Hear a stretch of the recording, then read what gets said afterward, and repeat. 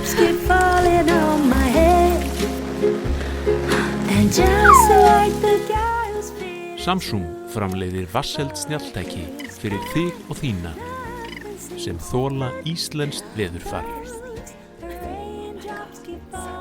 Kynntu þér málið á samsungmobile.is.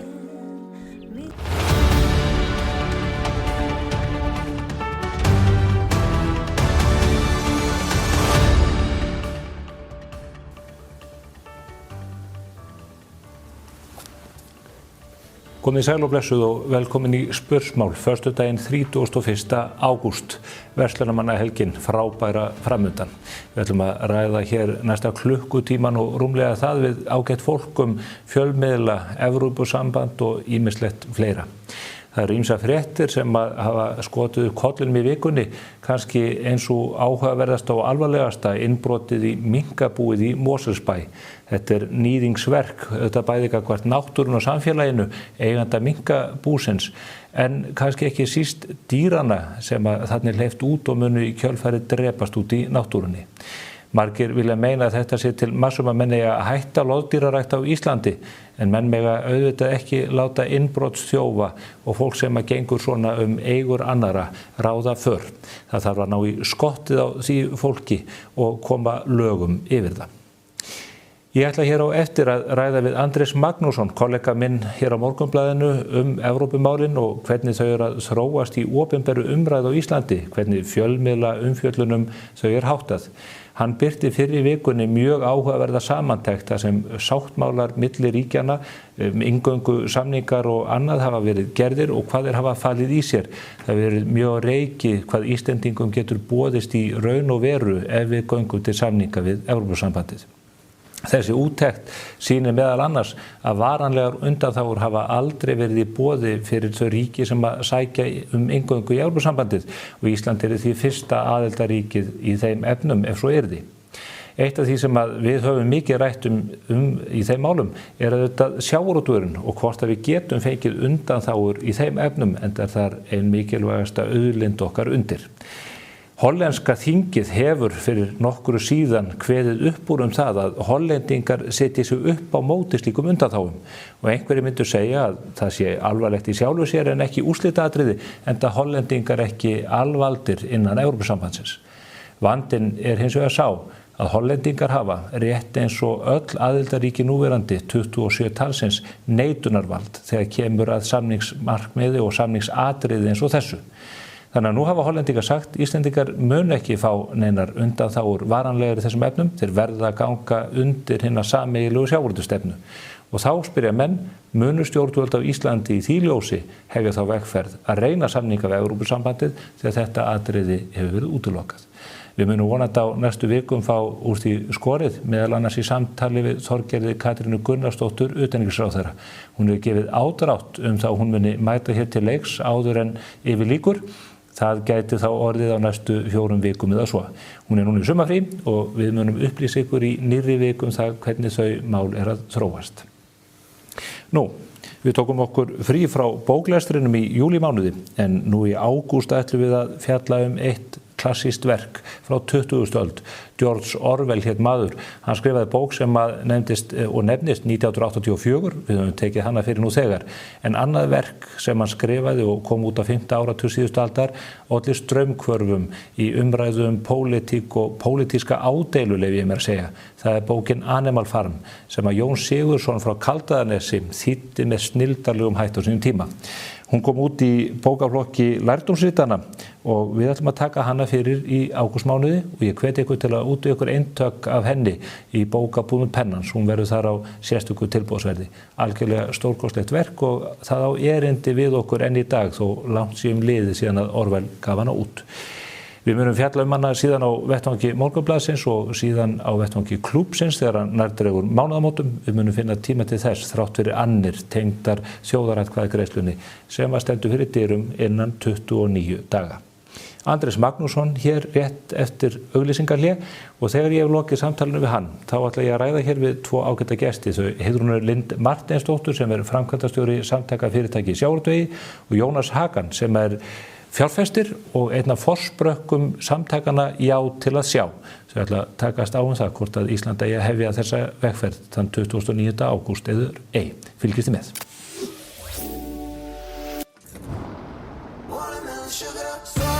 Fjórhjóladrifin Kia EV3 lentur. Komdu og reynsluhættu. Askja. Ekki láta loka þig inni. Veldu frelsi.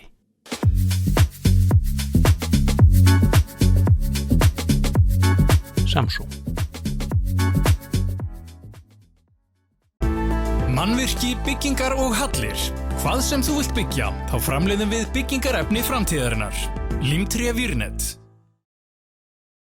Vantar þig bílavarahluti? Á Poulsen.is finnur þú bílavarahlutina út frá bílnúmeri. Velur viðeigandi varahluti og pantar. Við sendum all land. Poulsen.is. Skaðabætur, miskabætur, sárabætur, sjúkrabætur, slysabætur, uslabætur, þjáningabætur. Bótaréttur.is 520 51 00. Já, það nú þannig að spursmál hefði átt að vera í sumarfrí á þessum tíma eins og svona þættir gera alla jafna. En út af þjóðaratkvæðagreiðslunni sem að nú stendur fyrir dyrum eftir rétt tæpan mánuð, þá tóku okkur ekki frí heldur ákveðum að halda umræðunni lifandi þetta stóra hagsmunamál þjóðarinnar. Og það eru að sönnu stóru fréttirnar í þessari viku, nú þegar þjóðhátíðin að ganga í garði í Eyjum og Verslunarmannahelgin. Og við ætlum að fara hér næstu mínúturnar við Andrés Magnússon, kollegi minn, yfir það sem að hæst hefur borið í Evrópuumræðunni. Já, í þessari viku og kannski eilítið aftan en það. Velkomin Andrés. Heill og sæll. Nýjasta könnunin frá Maskínu sem að gerða fyrir DEVAF, hún leit dagsins ljós í gær. Jú. Segðu mér aðeins að því hvernig landið liggur varðandi þennan stóra slag. Já, sko, þessi könnun sem gerði fyrir DEVAF að hún mjög svipuð þeirri sem gerðu síðast fyrir mánuði. Og það hefur ekki verulega mikið staflast til í svona þessu heildarfylgi. Það nánast hnífjafnt, en þó ekki alveg.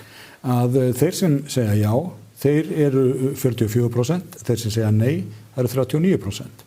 Svo þarna milli sem sagt að það eru 13% sem segja að þau bara vitið ekki hvað þau vilji og tæp 4% segja að þau vilja ekki segja hvað þau meina.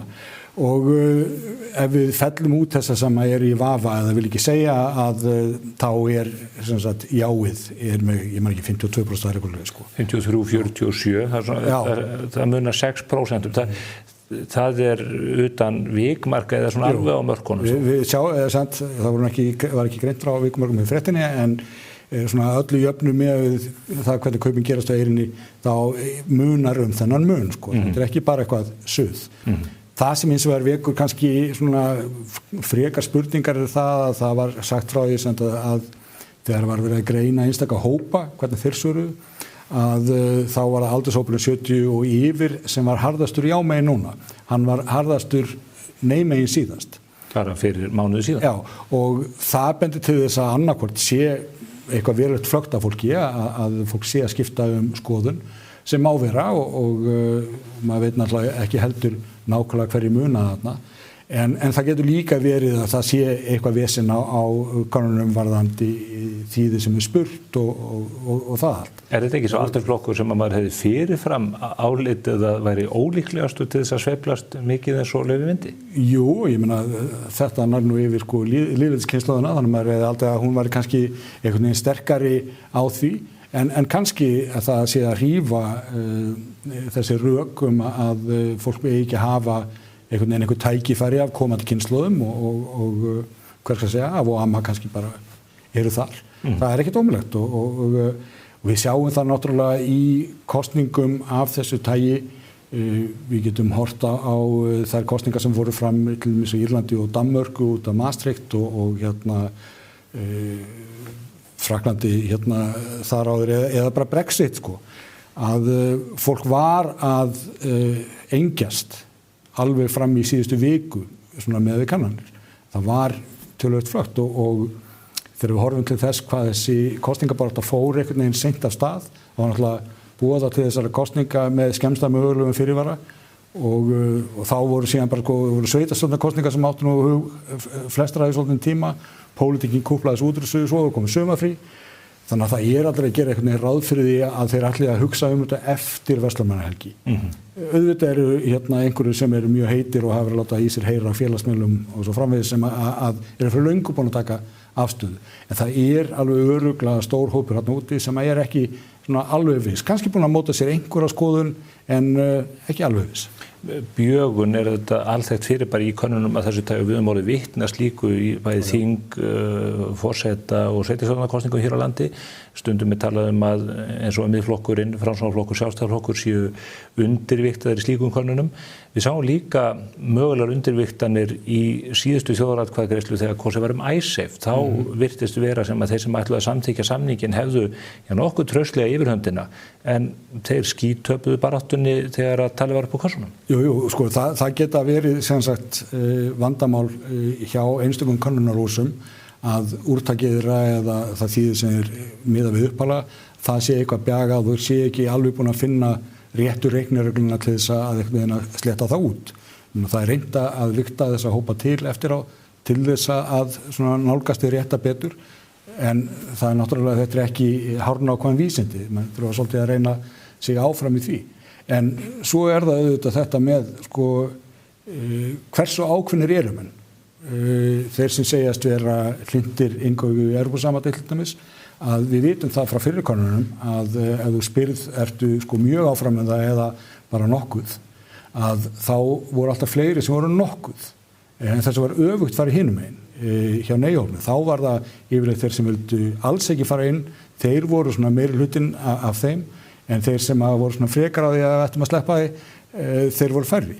Þannig að það aðeins fastara þar. Svo alveg eftir að koma í ljós hvort að það hafi áhrif að hversu duglegt fólk að mæta á kjörstað. Eða þessi hópur, þessi 13% sem ekki óviss, munu þau gera upp hug sinn? Eða munu þau bara segja, heyrðu, ég held í grilli frekar og sleppi þessu? Þetta mun hafa mikil áhrif á niðurstöðurnar og það rendi bara eins og í öllum kosningum, kjörsókn. Utankjörfunda atkvæðagreiðslan fór hressir af stað þessu dagana. Það ætti nú að gefa vísbendingu að það sé áhugi á því að greiða atkvæði, jafnvel þó að fólk komist ekki á kjörstað 2009. Kannski, en kannski það bara til margt það að það sumar að fólk á faraldsfæti og þetta bara eitt af því sem það vil ljúka af áður en það fyrir frí eða eitthvað Illu best af lokið og sennilega er það ekki fólki sem tvístígandi sem að mæta á kjörstað. Það aðra hvora röndina. Værum talið að umfjöllun fyrst þegar að tilkynnt var atkvæðagreiðsluna og að hún væri framundan, þá var tónninn í stjórnvöldum dálítið þannig að menn ætla að láta þjóðinni eftir að ræða þetta en ég sjálf sér þetta ekkert mikið að ræða þetta, upplýsingarnar myndu að stærstum hluta að koma fram í tengslum við aðildarviðræðurnar og gerð samningsins. Það var nú ekki mikil átökin í utanríkismálunum þingsins og Morgunblaðið hefur sannlega ekki dregið af sér í því að afla upplýsinga. Hún vakti sérstaka athygli mína greinin sem að þú birtir á miðvikudaginn þar sem að þú ferð ofan í reglusafn og grunnstefnu Evrópusambandsins og birtir þar úttekt á því hvernig málum í raun og veru háttað þegar ríkin að óska eftir undan þáum eða sérmeðferð í ýmsu tagi, hvort sem það þegar þau gengu í sambandið eða á síðari tímum. Segðu mér aðeins af þessari greiningu. Af því að umræðan hér hefur snúist svo mikið undanþágur. Það að segja að við höfum ekki heyrt mikið af þessu almenna jákvæða áróri fyrir því á hverju Ísland ætti að ganga í Evrópusambandið. Það hefur svolítið verið skilið eftir Evrópusambandsins sem núna segist allt í einu bara vera ekki vissir og vilja segja já til þess að sjá og eitthvað svona. En þannig að við höfum lítið heyrt hvaða ávinning menn hafa af því að fara inn í Evrópusambandið sem slíkt og þráttur að það sé bara ýmislegt sem að örugglega er að benda á þar. Menn hafa svolítið mikið verið að tala hvað að þetta snúist á evruna, en ekki vegna þess að evra sé svo góð, heldur vegna þess að þeim finnst krónan eitthvað lakari. Og umræðan hefur mjög mikið alltaf farið í þetta, hvað er það sem við viljum ekki? Það er að segja undanþágur, að þetta byggist alltaf því að fá undanþágur. Og ég var nú hér í dagmálum með viðtal við Grétu Maríu Grétarsdóttur sem er stjórnarmanna í Sjá og ég spurði hana sko hvað væri það sem að gæti fengið til þess að skipta skoðun og hún sagði að það til dæmis væri að það kæmi bara í ljós að það væri engar undan þá að fá. Þá varum 12 mál að tala og bara hún treysti þjóðanum vel til þess að segja nei við slík bíti. En þá fór ég að sko hugsa mig að því að fólk talar nokkuð frítt undanþágur. Og ég held að við ættum að varast þetta orð undanþágur, ég vil frekar nota frávik vegna þess að það eru svo marga tegundir frávika frá þessari grunnstefnu og frá þessu reglusafni Evrópusambandsins sem að það miðar við að séu tekin upp í heild sinni. Það eru frávik sem að eru eðlisólík, hafa mismunandi virkni og standa misföstum fótum þegar inn er komið. Já, sko varanlegar undanþágur, það bara þá ertu ríkið undanskilið einhverjum stórum þætti í stefnu sambandsins. Sem kallað opt-outs á ensku. Já, og það til dæmis eins og Danir vildi ekki vera með í evrunni og Bretar ekki heldur og Bretar og Írar vildi ekki vera með í Schengen og eitthvað svona, þá er tekin bara heilt stabbi sem að frá. Við tökum ekki þátt í þessu. En þessar undanþágur, þær eru bæði mjög fátíðar en þær eiga líka ekki við nýja aðildarríki. Eða hingað til hefur það minnst aldrei gerst.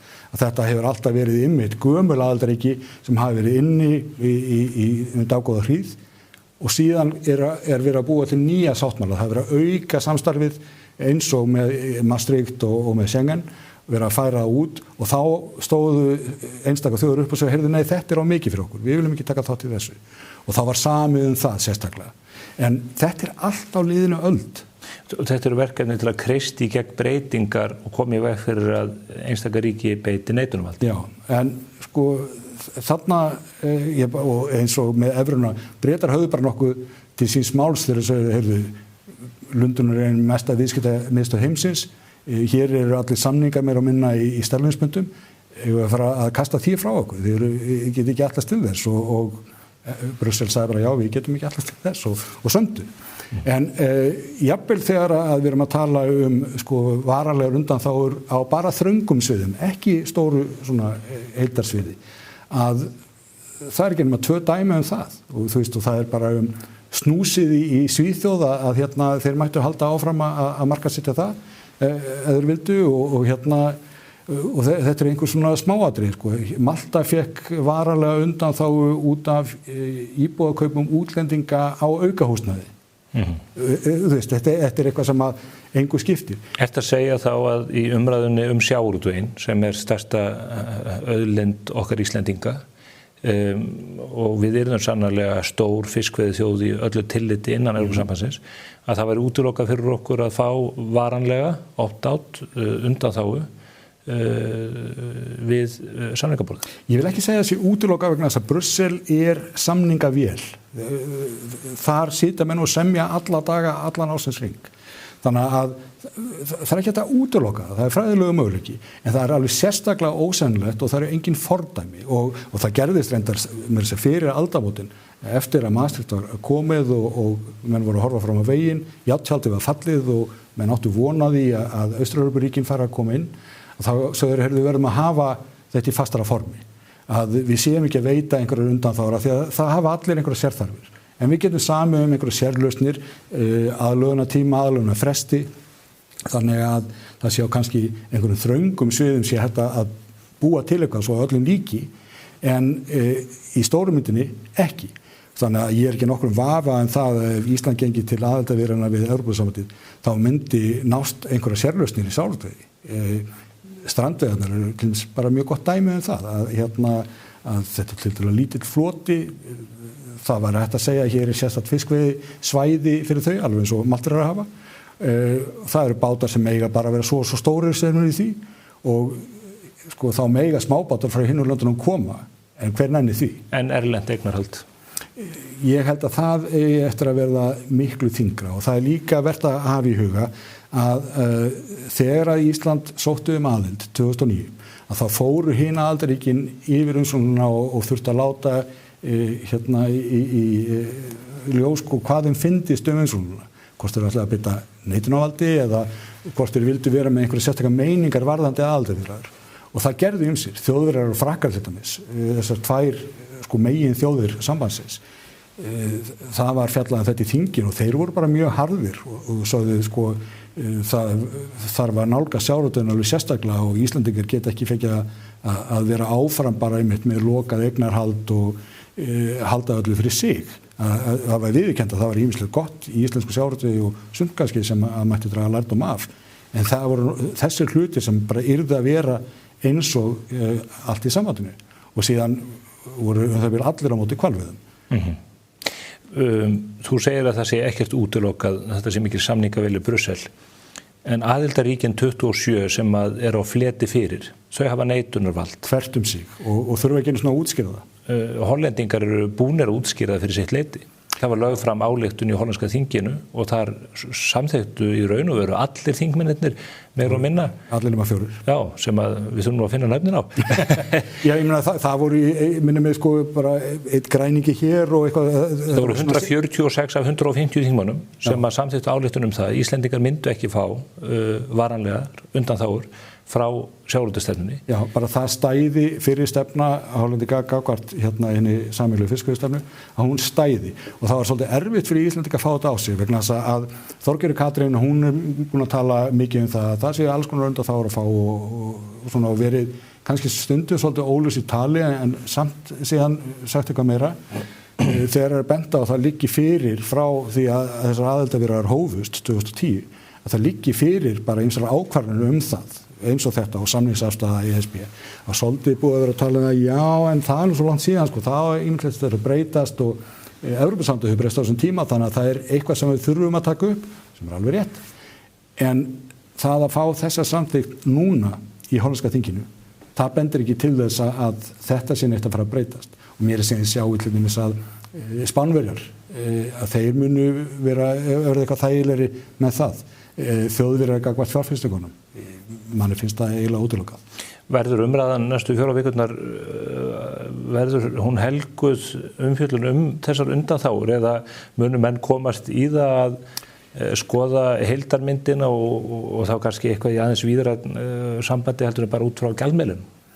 Sko, ég átta mig ekki alveg á því þegar að ég var búin að ljúka þessari greiningu og birti hérna flóknustu töflu sem að sérstu verið að síðu Morgunblaðsins með 6 punkta létri þannig að við hefðum eiginlega þurft að láta stækkunargleir fylgja hverju eintaki og sögðum síðan í svona snóttur forsíðu frétt frá þessi tíðindi að varanlega undan það væri aldrei veitt við inngöngu, bara ekki og það er sagan.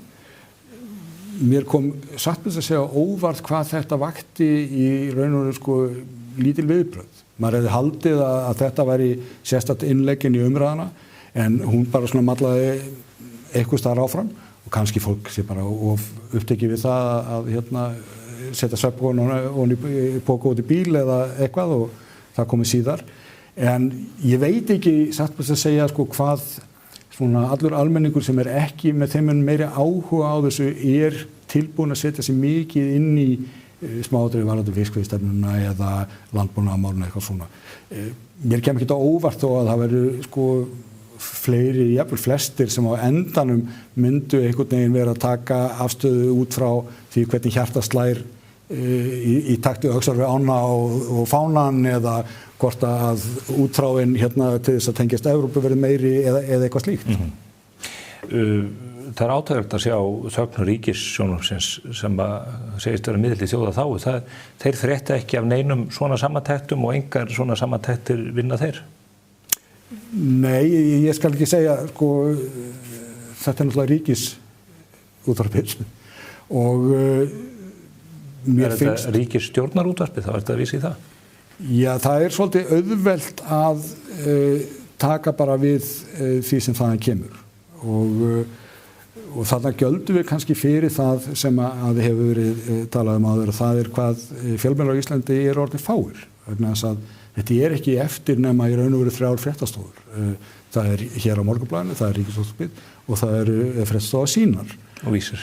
Já, Vísir þar undir og hérna það eru fleiri miðlar hérna, Viðskiptablaðið er náttúrulega sérrit viðskiptamál og þeir reyndar eru ágættir í þessum Evrópumálum Heimildin finnst mér svolítið bara eiginlega lognast út af, það sjálfsagt sem að koma fréttir frá þeim og þeir hafa svona tekið einhverja pakka en þeir eru ekki að sinna fróðleiksfýst kjósenda varðandi þetta eins og æskilegt væri.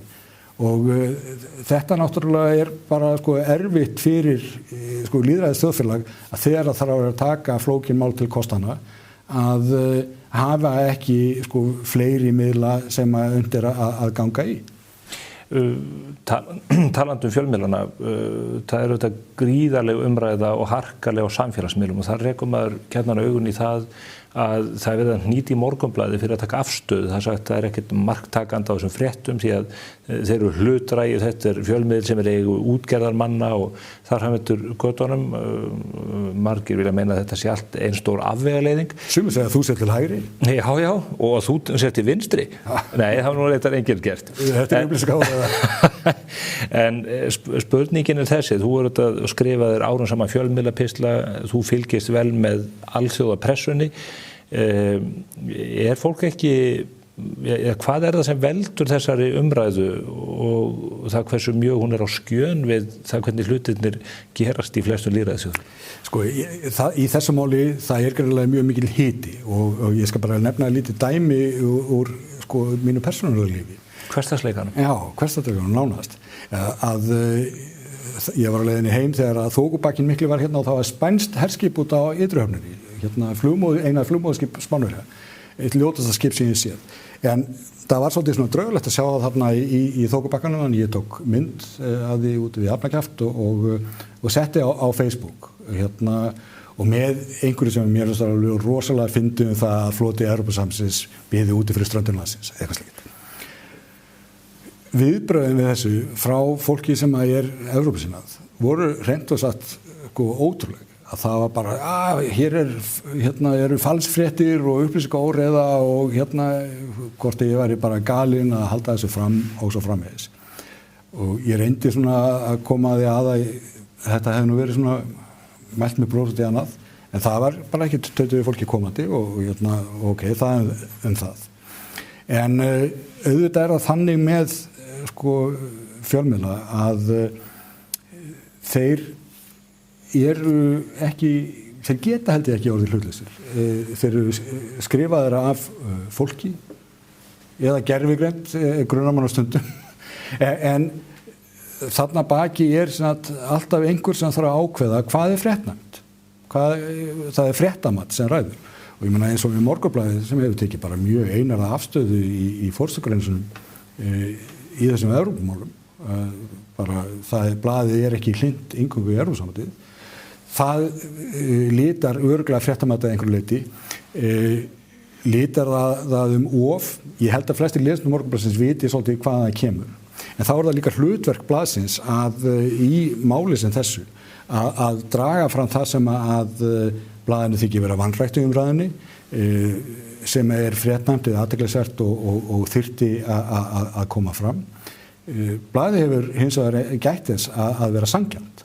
Þannig að við höfum dregið fram margt í þessari umræðu sem að ég hugsa að Evrópusinnum ætti nú alveg að falla í geð. Evrópusinnar skrifa aðstæðgreinar á síðu blaðsins eins og ekkert sé. Það rætt við þá í fréttum? Við ræðum við eða reynum að ræða við ráðherra, þeir eru ekki á kostar þessu, eins og enginn þekki betur en þú. En ég get alveg upplýst að hér að við höfum líka fréttamegin verið í vandræðum með að fá ráðherra til þess að ræða hvað sem er. Þetta eru sumarleyfi núna þannig að þessi reglulegu ríkisstjórnarfundir eru ekki eins og þeir voru, en jafnvel áður en að það gerðist að þegar við vorum að sækjast eftir því að fá að heyri ráðherrum eftir ríkisstjórnarfund og verklagið þannig að við svona segjum við við viljum gætna fá að ræða við dómsmálaráðherra og hvað er svona almennt bara þannig að ráðherra sé ekki að mæta alveg blankur í viðtalið. Það bara viljum ræða komusal farþega í Leifsstöð eða viljum ræða skipun lögreglustjóra þar eða eitthvað svoleiðis. Og síðan komum við og spyrjum þeirra spurningar sem við viljum fá svör við. En að undanförnu og svona í aðdraganda þessa að þá reyndist bara eiginlega ógerningur að ná viðtali til þessu forsætisráðherra ef Evrópumál voru þar tekin fram sem umræðefni sem við viljum fylla upp á. Og utanríkisráðherra, það var sömuleiðis verið mjög erfitt að ná í hann, var þarna bara í mjög langan tíma sem og ég meina, hún nú vön sko að veita viðtöl og veitist það létt? Já, ágætt erfitt með að svara fyrir sig. Þannig að maður var svona svolítið hissa á því, kannski það sé bara einhver almenn fíla í garð blaðsins að því að það dyrðist að vera ósammálaði. En sko í lýðræðisþjóðfélagi þá verða stjórnmálamenn að þola það að fjölmiðlar séu ekki endilega að segja þær fréttir sem að þeir vilja lesa og það er kannski alveg sérstaklega nauðsynlegt að ráðamenn að þeir umberi öðrum, hvort sem það eru kjósendur eða fjölmiðlar, að vera ósammálaðum eða spyrja óþægilegra spurninga. Það er nú eiginlega sko hlutverk okkar, en við þurfum líka alltaf að gæta þessara sanngirni, að leita andstæðra sjónarmiða, að við erum ekki bara að spyrja eina átt að fá það svör sem við viljum fá. Morgunblaðið hefur í gegnum tíðina verið ákveðið í afstöðu sinni, það er í fullveldismálunum 1918 við lýðveldisstofnun 44, NATO-aðildina 49, nærtæk dæmir og ISAFE í bankarhruninu. Morgunblaðið hefur alla tíð verið á móti inngöngu Íslands í Evrópusambandið að undanskildum 9 mánaða tímabili, en því var nú keypt í liðin. Þetta er ekki neitt frávik frá því sem Morgunblaðið hefur gert alla götur síðan í nóvember 1913. Nei, og sko höfum í huga að Morgunblaðið er auðvitað síðasta eftirlifandi dagblaðið í landinu. Og dagblöð sko hvar sem þú gáir eru með skoðanir, gera út á ákveðna lesendahópa og sinna þörfum þeirra, spyrja fyrir þeirra hönd. Og ég held til dæmis að þessi 9 mánuði sem nefndi þegar Morgunblaðið sneri við blaðinu, ég held að það hefur verið erfitt fyrir blaðið vegna þess að blaðið segir ekki lesendur sínum sko fyrir verkum. Það eru lesendur sem að hafa áhrif á blaðið. En þarna sko þú getur skoðað bresku pressuna eða þú getur skoðað á dönsku eða hvar þú vilt bera niður. Þar eru blöðin í því að sko segja fréttir frá ákveðnu sjónarhorni fyrir sitt fólk og það verður óeðlilegt ef svo verður ekki. Einu undantekningarnar á þessu eru fríblöð, svona metróblöð, að þau eru oft býsna hlutlega sem þau eru líka frekar efnisnýrir. Núna sitjum við upp með það í þessu landi, það er 1 dagblað eftir sem er með skoðanir og er opið fyrir skoðunum. Við erum svo með 2 ljósakamiðla skulum við segja og vísir þetta á vefnum. En það gerðist með vefinn að fréttatónn vefrita er yfirleitt annar heldur en í blöðum. Þannig að vísir, hann hefur, finnst mér að minnskosti svona síðasta árið að sluðis, aðeins meiri tónn í fréttunum og að fréttamatið kemur svona meira úr einhverja átt en áður og maður er ekki vissum sko hvað það fer því, en RÚV náttúrulega er alltaf bara að lesa upp úr lögregluskýrslum, þannig að eða reyna það. Og þá er bara spurningin sko og hvernig á skoðanamyndunum að eiga sér stað í landinu ef það var ekki einhver sem var einmitt að reyna að toga fram andstæð sjónarmið eða að lyfta þessum skoðunum í hinum jafnvel óvinsælu skoðunum. Því að í lýðræðisþjóðfélagi þá þurfa allar raddir að fá að heyrast, fá mögulega áheyrn. Rétt í lokin talandum ráðherra og fjölmiðla, stóð svo mikið mál sem að kom upp í júlímánuði og varðaði meint ummæli Þorgerðar Katrínar Gunnarsdóttur utanríkisráðherra samtöl sín við ráðamenn í Hollandi. Frétt sem birtist á Vísi 9. júlí. Þar rakst þú augun í forvitnilegar fullyrðingar og hafði samband við hollensk stjórnvöld sem að þær tóku fyrir að hafa átt samtöl sem Þorgerður virtist hafa verið að vitna til. Það tók síðan 13 daga að leiða fram og reyndar ekki í gegnum samtöl við okkur að hún hefði aldrei í raun og veru sagt neitt í þá veru sem að Vísir hafði fullyrt. Já, sko þetta var nú allt hið einkennilegasta mál af því að við höfum verið að gramsa í erlendu þjóðþingum að draga fram sko, hver er afstaða þeirra til Íslands og alls þessa. Þá sem dúkkar upp þetta að það var rætt í hollenska þinginu að hver afstæðan var í sjávarútvegsmálum og þar er dregið svar upp úr forsætisráðherranum hvort að Holland sé ekki bara örugglega þarna. Tósa með töngum. Gersamlega og hann bara rétt segja, jú það rétt, frekafúll. En daginn eftir að þá samþykkt þingsályktunin sem varst að minnast á áðan, 146 atkvæði á móti 4 og það rennur í gegn. Við segjum frétt frá þessu 9. og sama dag þá birtist þetta viðtal á Vísi við Þorgerði þar sem að hún segir innan gæðsalappa haft eftir henni eitthvað að þá lunda. Hún hafi rætt þetta þegar hún spurð þessa afstöðu forsætisráðherrans og segir, já, þetta nú allt eitthvað, við höfum rætt hollendingana og kollega mína og þar hefur verið aðra sögu að segja. Síðan skrifa blaðamaðurinn í óbeinni ræðu eitthvað eftir henni það að í samtölum hennar við Robjetten, forsætisráðherra Hollands, að þá hafi hann sagt eitthvað annað. Og þá verður maður auðvitað hissa vegna þess að þetta utanríkisráðherra Íslands, samkvæmt þessari frétt, að bera það upp á forsætisráðherra vinaþjóðar og bandalagsþjóðar að hann hafi orðið tvísaga. Hann sagt sér eitt og þinginu annað. Þinginu annað og sko... Sem alvarlegt mál. Já, og hvorum átt að trúa. Þarna var væntanlega verið að vísa til einhverja trúnaðarsamtala, hélt maður þegar maður las þetta, en jafnvel þó sem hann hefði sagt eitthvað við Þorgerði, þá það bara trúnaðarvandamál milli þeirra tveggja. Það sem forsætisráðherra segir í svari til þingsins, það eins opinbert og skothelt og hugsast getur. Það bara verður ekki opinberra. Það réttarsvarið. En það gengið á reynda að fá frekari svör frá Þorgerði, en gengur ekki. Hún ekki að gefa sig. Og það hinir þessir spurður út í þetta og við gerum það í fréttum í blaðinu sem við gengum út frá því að frétt Vísis væri rétt. Ég meina við treystum Vísi ágætlega. Ég meina þetta trúverðugur fjölmiðill sem að leiðir eftir mistök þegar þau þessi stað og svo framvegis. Hún mátti strax vita að menn væru að velta fyrir sér þessum ummælum. Það gat ekki farið fram hér á þeirra. Það bara voru sögur hér meðal þingmanna það að það hefði verið boðað til sérstæðs ríkisstjórnarfundar sem reyndist vera rangt, það sem hafa verið að taka fyrir þetta mögulega vandamál. Ég veit að í utanríkismálanefnd þá kom bara það upp hvort að þrátt fyrir sumarleyfi að með þyrfti ekki boðað til fundar í skyndi og hveða utanríkisráðherra á sem fund og það þarf enginn að segja mér að utanríkisráðherra hafi ekki fréttað þessu.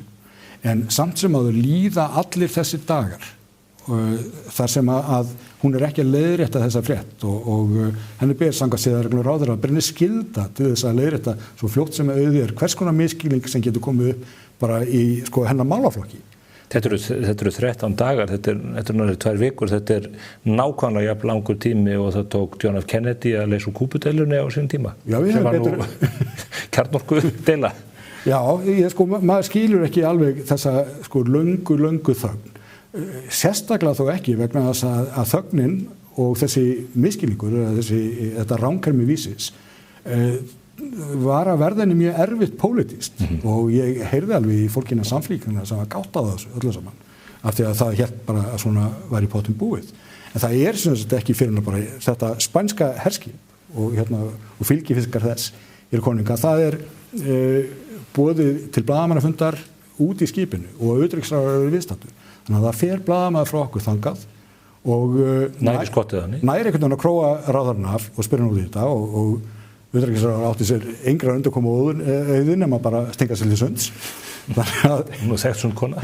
En hún svaraði sem sé loksins og sagði bara þetta rangt, þetta haft og bara þetta og þá auðvitað bara segjum við frá því í blaðinu daginn eftir upplýsum það loksins að þetta sé allt herrulegur misskilningur. En okkur var leiðið að hálsi fyrir að hafa bara trú að vísi sig svona og ekki reynt að ganga skuggum að þetta var í rétt eftir að eitthvað. En það bara rangt. Við reyndum allt hvað við gátum að fá að reynd hvað hefði eiginlega gerst þarna og eftir að við höfum leitað viðtals við ráðherrann ég held í tvígang og ekki eins og fengið svör sendi ég inn fyrirspurnir til ráðherrans hinn 13. og þeim var ekkert svara bara dögum saman og loksins þegar kom eitthvað svar þá var það bara eitthvað svona mjög sem gerist nú ekki fyrir bara alltaf gar gengið þá var bara snúður í því og skætingur við ættum að gæta betra heimildum okkar. Þetta eru ótak vinnubrögð af hálfu ráðherrans í mjög stóru máli.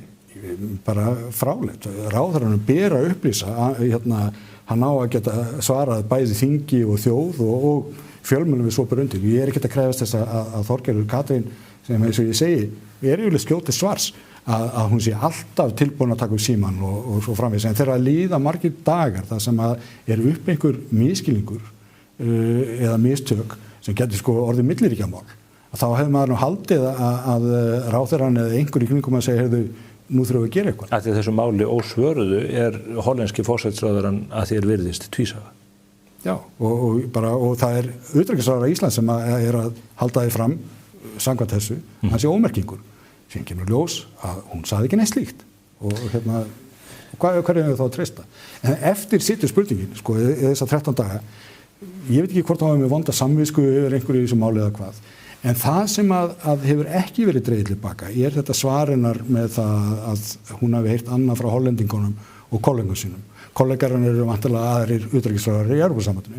En hverjir eru þessir hollendingar? Er það bara einhverju tilfælli leigubílstjórar á Schiphol eða eitthvað? Nei, það kemur fram í leiðréttingarfrétt Vísis að þá er tekið fram að ráðherrann hafi átt við einhverja hollendinga hjá framkvæmdastofnuninni. Já, er það virkilega? Það er náttúrulega mjög furðuleg eftiráskýring og það er engin heimild höfð fyrir einum að gera ráð fyrir því að þetta sé komið frá ráðherra eða aðstofnunum hennar. En sko að þegar blaðamaður spyr ráðherra, forsætisráðherra Hollands segir þetta, hvað finnst þér? Og hún svarar, já, hollendingarnir segja annað. Hverjum á þetta í huga þessi áttu einhverja aðra hollendinga en hollensk stjórnvöld? Hollendingin fljúgandi mögulega. Já, hvað svo leiðis. Hollendingin ljúgandi. Ekki verið það nú vera. Þú hefur skrifað meira og ítarlegar þessi mál. Leyfi ég mér að fullera það heldur en allir aðrir fjölmiðlar Íslands samanlagt og þér þakkláttur fyrir það eins og margir aðrir. Í þessari lotu, ég minni þá að 2009 þá birtist þér ótrúlegu greinarflokkur sem er vel þess virðið að lesa ennþá Evrópumálin. Baldur Arnarsson sem enn vinnur hérna, hann tók mikinn og diggan þátt í því og það er furðu margt sem þar bara stendur eiginlega óhaggað. Þannig að þetta er alltaf tímarit.is. Mjög áhugavert efni, já, inn á greinasafni Morgunblaðsins auðvitað.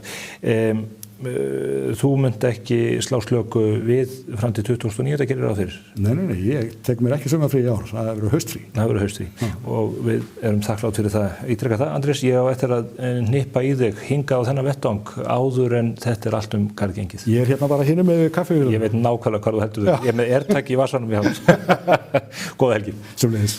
Við erum hins vegar ekki hægt og ætlum að halda áfram að ræða Evrópumálin og hingað eru komnir tveir afar góðu gestir. Það eru þau Heiðrún Lind Marteinsdóttir sem er framkvæmdastjóri samtaka fyrirtækja í sjávarútvegi og Jónas Hagan, fjárfestir sem hefur farið fyrir já til að sjá samtökunum eða hann er einn af forsprökkum þeirrar ágætur hreyfingar. Þau ætla að ræða Evrópumálin hér eftir andartak.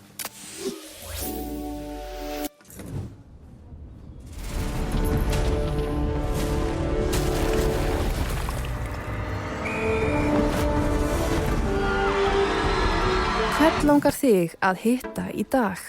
Pennin Eymundsson. Renault Scenic. Sjáðu heiminn. Heilskoðun hjá Intuens veitir ítarlegar upplýsingar stöðu líkamanns. Með segulómun er hægt að greina breytingar og frávik áður en einkenni koma fram. Með þessum upplýsingum getur þú tekið upplýstari ákvarðanir heilsuna þína. Kynntu þér málið á intuens.is. Lexus RX.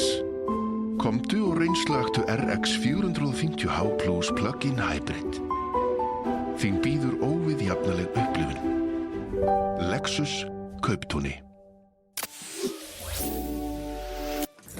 Við þökkum Andrési Magnúsinni, kollega mínum, fyrir þetta upplýsandi spjallaugu. Hvet ykkur til að fylgjast með fréttaskýringum hans áfram. Þetta er gott efni og yfirvega sem að hann hefur upp á að bjóða.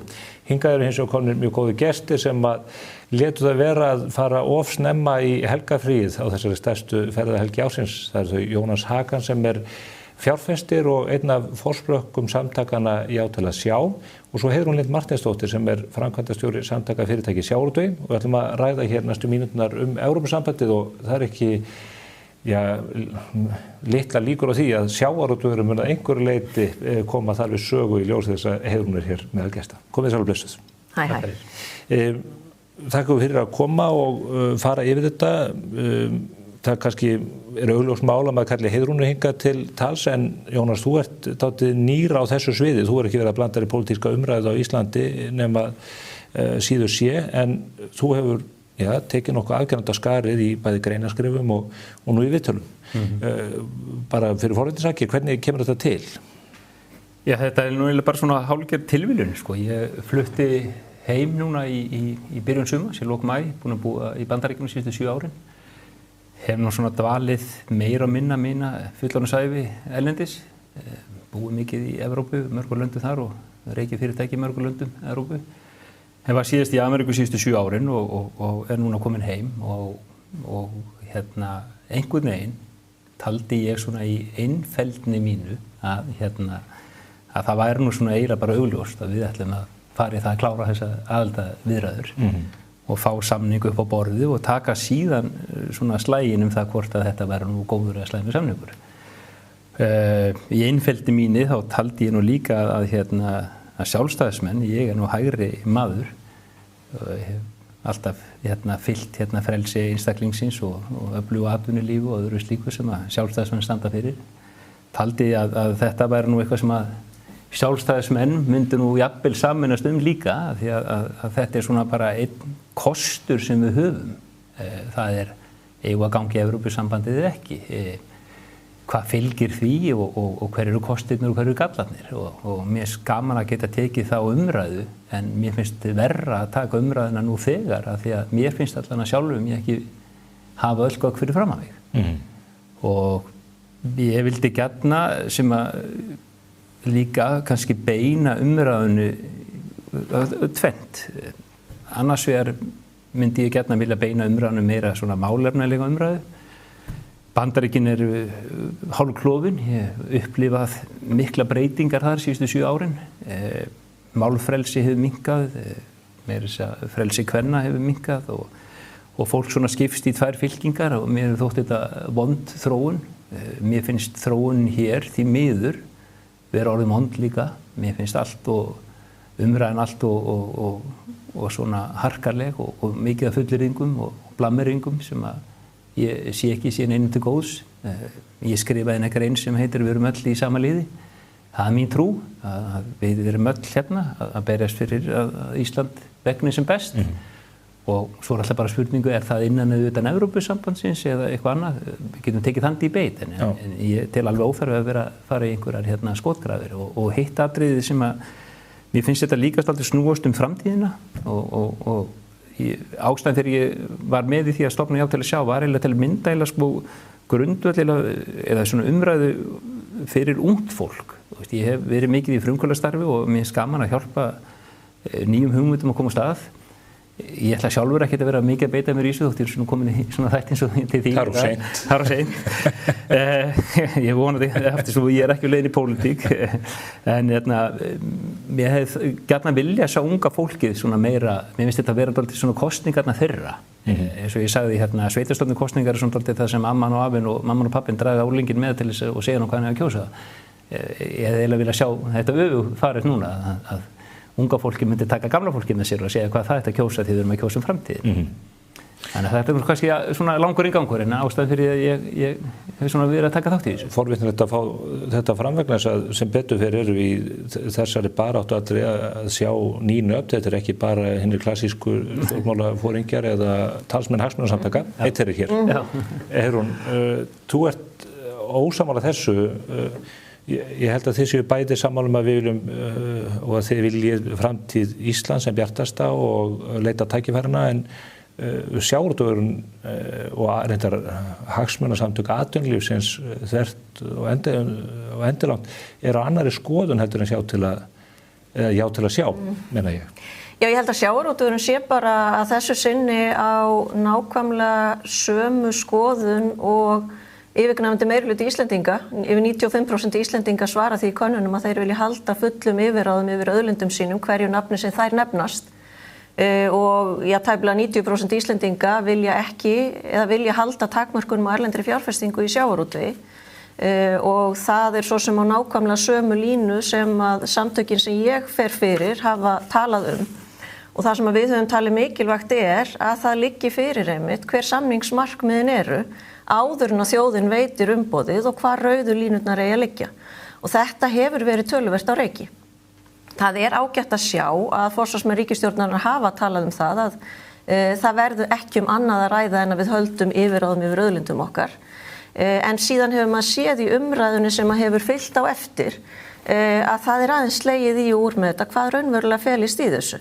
Það verið að tala að við þurfum að semja deilistofnun okkar, það verið að tala við að treysta á reglunum hlutfallslegan stöðuleika og svo framvegis. Allt felur þetta í sér afsal eða framsal á yfirráðum yfir sjávarauðlindinni. Þá ertu að fela Evrópusambandinu stjórn fiskveiði mála en að þú semur þig tiltekna þætti þess með þá einhverjum sérlausnum eða undanþáum. Þannig að þetta, mér hefur fundist umræðan töluvert óskýr þetta. Evrópusambandið með sameiginlega sjávarútvegsstefnu sem að við þekkjum hvað felur í sér. Já. Finnst þér að vera á reiki hvort að stjórnvöld hér geri ófrávíkjanlega kröf það að við fáum að standa utan þeirra stefnu og halda fullu forræði eða hvort að menn ætla að reyna að pikka út einhver tiltekin ákvæði sem að menn geti fengið undan þá frá? Þegar að rættir það að við ætlum að halda fullum yfirráðum yfir auðlindinni, þá felst ekkert annað í því en að við stöndum utan við sameiginlega sjávarútvegsstefnu Evrópusambandsins. Sameiginleg sjávarútvegsstefna sem sagt Evrópusambandsins bara sameiginleg fiskveiði stjórnun, hverju nafni sem hún nefnist, úthlutun kvóta, tilhögun veiða, veiðarfæri sem heimilt að nota, verndarsvæði í hafi og svo framvegis. En þetta líka sameiginleg utanríkisstefna og þetta svona sameiginleg samræming opinberra fjárframlaga og svona framlaga til markaðsmála, ríkisstuðningur, öðru nafni. Þannig að ef að við ætlum að fara inn í aðildarviðræður og segja að við ætlum að reyna að semja vel deilistofnun okkar, þá erum við í raun að segja að við ætlum að hluta sameiginlegu sjávarútvegsstefnunni en við ætlum að reyna að koma inn í aðildarsamninga við höldum einhverju tiltekinni hlutdeild. Það breytir því þá ekki að þá mun Evrópusambandið semja fyrir okkar hönd sem bara ESB í strandríkjaviðræðum sem dæmi. Þannig að við höfum enga vissu fyrir því, hvernig okkur eða hvaða nákvæmlega heimildir við munum fá til lengri framtíðar. Evrópusambandi gæti til dæmis gert samninga við Noreg sem dæmi, tvíhliða fiskveiðisamninga, þar sem að Evrópusambandi gæti samið það að láta Noreg fá 20, 30, 40.000 tonn í loðnu. Á móti fengi Evrópusambandi kannski þorsk í Barentshafi. Við værum að láta alla loðuna af hendi, því hún öll Íslandsmegin, en við værum ekki að fá allan þorskin í Barentshafi. Þannig að við værum að fela ESB töluvert mikið vald. Þannig að þegar bara tala einn þátt þessa við ætlum að reyna að semja hvað hlutdeild við fáum, þá erum við de facto að segja við ætlum að framselja valdið til Evrópusambandsins yfir okkar fiskveiðistjórnun. Mætti að þeir nú ég náttúrulega alls ekki sérfræðingur í sjávarútvegsmálum á Íslandi og Heiðrún náttúrulega sérfræðingur í því og ég ber fulla virðingu fyrir því en mér finnst samt sem áður þarna sem leikmaður þá ég erfitt með að skilja tvennt sem þú sagðir. Þú byrjar að tala takmörkun og erlendu eignarhaldi. SFS rúmar bæði fiskeldi og þá sem að veiða fiskinn. Fiskur í arnarlagsneti, fiskur í trolli, það í lagi útlendingarnir eiga annað en ekki hitt. Útskýrðu fyrir mér, af hverju ég fagna erlendir aðilar koma hérna og fjárfesta, en ég var útlendingar með eiga, ég skilda rétt núlega þú með segir vitleysu, að þeim eiga 25% í sjávarútvegsfyrirtækjum í Íslandi, óbeint og alltaf 33% og svo einhverja takmarkanir hérna, en það engin takmarkanir í fiskeldinu. Hver munurinn? Já, ég fengi þessa spurningu ítrekka þannig að ég held ég sé hún til að æfði í svarinni. Hún kemur úr þessar átt og mér finnst þetta bara mjög eðlileg spurning. Á móti, sem sagt bara til að útskýra nákvæmlega þetta. Við Íslendingar erum að tryggja það að verðmætasköpun í villtum veiðum í okkar auðlind, sameiginlegu auðlind, að hún haldist á Íslandi. Þess vegna gerðum við takmarkanir á fjárfestingu erlendra aðila í sjávarútvegi. Þegar við erum að byggja upp fiskeldi, þá allt opið og engar takmarkanir og þannig fiskeldi byggt upp. Þannig að löggjafinn hefði á þeim tímapunkti átt að taka ákvörðun ef hann vildi setja einhverja takmarkanir og það hefði bara verið eðlileg umræða að eiga. En hann gerir það ekki. Og kannski ástæða fyrir hann gerir það ekki. Vegna þess að við höfðum reynt að byggja upp fiskeldi ítrekkað og það hafði mistekist. Við höfðum ekki þekkinguna og það vildi enginn setja fjármagn í þetta. Menn höfðu farið margar hringi í að reyna að byggja upp fiskeldi og fá fjármagn til þess hér heima. Lífeyrissjóði, fjárfesta eða aðra og það gekk ekki. Hingað koma þá aðilar með fjármagn, áhættu fjármagn og þekkingu til þess að byggja upp fiskeldið. Og það hefur skapað verðmæti á Íslandi og við höfum grætt á því, Íslendingar. Að samaskapi getum maður sagt, ég skil lönd þar sem þeim hefur ekki tekist að byggja upp verðmæti á sinni sjávarauðlind. Að þeir vilji fá fjármagn eða þekkingu erlendis frá og hleypi þar með erlendu eignarhaldi inn í sjávarútveg þeirra ríkja. Þetta eru bara ákvarðanir sem hvert og eitt ríki þarf að taka. Hvað sína atvinnugrein varðar og sína hagsmuni. Ef ég má skjóta inn einni spurningu, einhverju lokuð fyrir það skotið að Íslensk stjórnvöld gætu sett takmarkanir á eignarhald erlendur aðila í laxeldi ef að menn teldu það nauðsynlegt? Eins og staðin núna? Það svo sem ekkert sem kemur í veg fyrir það að löggjafinn geti gert það en það þarf þá að fylgja reglum stjórnarskrár hvernig það gert. Eignarrétt og þá mögulega eignarnám. Ég meina það þarf þá að gera það eftir settum reglum. Það erfitt að breyta svona eftir á. En það annað sem ég finnst líka oft erfitt með að skilja. Við höfum alltaf að tala sérlausnir og svo undanþágur. Það rúmast rosalega mikið innan sérlausna nú þegar. Þegar maður horfir bara, nú var ég bara aðeins að googla sem leikmaður enn og aftur, bara að horfa hvernig þetta í Írlandi og Danmörku og þar þetta economic link requirements eins og það sem er með efnahagsleg tengsl við landi til þess að mega fjárfesta, það löndunarskylda, það skipstjórinn þarf að vera búsettur í landi, það allskyns svona reglur sem að passa einmitt upp á þessa hluti og bara mín spurning enn og aftur því að mér finnst þetta svona stundum verið svona sett upp eins og bara við afsölum okkur öllu, þetta bara farið, þegar maður fyrirtækjarekstri, ég held að sé lítið upp til Íslands í sjávarútvegsmálum, ég held að við hefum gert mjög gott mót og SFS hefur gert frábært mót og þannig að það lítið upp til okkar, mér finnst þetta erfitt að skilja að við sem afsala okkur einhverju, við sem að tapa einhverju, ég held þetta móti þetta það sem við getum lagt á vogaskálarnar, það lítið upp til Íslands, það svona hort á að við erum fyrirmynd, við getum lagt miklu meira mörkum í aðstoð, við tölum með deilustofna eins og talaðum áðan. Við erum í dag með samninga, ekki rétt, við tvíhliða samninga við Færeyja og Breta og Norðmenn. Ekki Breta, nei, og ekki Norðmenn. Bara við Færeyingar? Já, ok. Er það góður samningur? Já, það má deilum það. Hann gildi til ársins enn. Þannig, er þetta eitthvað verra að við sem að gera tvíhliða samninga sjálf heldur og sem gera samninga bara innan kerfis Evrópu? Til mun að vera. Svo ég nefni aftur þetta dæmi, þegar við gerum samninga sjálf, þá það einvörðungu út frá okkar eigin hagsmunum og við getum ákveða að gera samninga eða við getum ákveða að gera ekki samninga. Og því miður hefur okkur ekki tekist að gera samninga deilistofnana þar sem að öll strandríki þurfa að koma sér saman hlutdeild hvers strandríkis. En við höfum gert samninga við Færeyinga og þeir hafa gilt áratuga skeið. Þannig að þá gerum við það bara út frá íslenskum hagsmunum. En eins og ég nefndi áðan, ef að ESB hefur stjórn á þessu og semur, Ísland hefur ekki lengur samningsforræðið, þá getur ESB samið við ríki utan Evrópusambandsins, Noreg eða Færeyjar eða aðra, þar sem að hagsmunir Íslands eru látnir af hendi í skiptum fyrir stofna sem að við eigum lítið tilkall til. Þannig að það verið í raun að færa verðmæti frá Íslandi þá til annarra ríkja og þetta það sem að tekist á innan Evrópusambandsins alla daga. Og enn og aftur sem leikmaður, maður að horfa á þetta, það eru þú skrifar nú grein líka með sustainable fishery og sagðir að að þar varu reglur sem varu bæði auðbreytanlegar og auðveldlega mætti breyta. Þeim samt aldrei verið breytt síðustu 43 árin. Nei, en það eru að koma skýrslur ár eftir ár þar sem menn segja að við verðum að gera breytingar á þessu. Já, ok. Svo erum við með að því ég náttúrulega sérfræðingur en erum nú samt með tilvinnum sem birtist nú í Morgunblaðinu 29. júní frá honum Torben Foss sem mikið hefur nú rætt Og hann kemst nú bara að kvótahlutdeild Íslands verða festar í aðildarsáttmála sem frumréttur alveg eins og gerist með Noreg, Svíþjóð og Finna. Þar með ekki hægt að breyta þeim um samþykki Íslands.